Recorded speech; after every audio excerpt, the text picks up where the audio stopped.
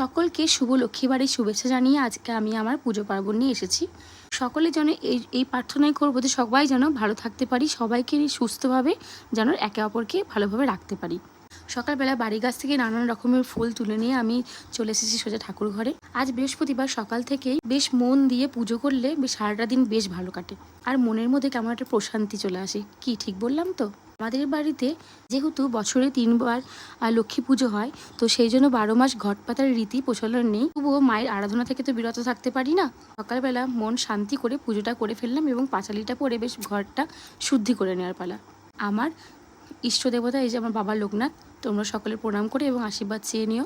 তোমরা সকলে ভালো থেকো। পূর্ণিমা নিশি নির্মল আকাশ, মৃদুবন্ধ বহিতেছে মলয় বাতাস। লক্ষ্মী দেবী বামে লয়ে বসি নারায়ণ, নানা কথা সুখে আলাপন।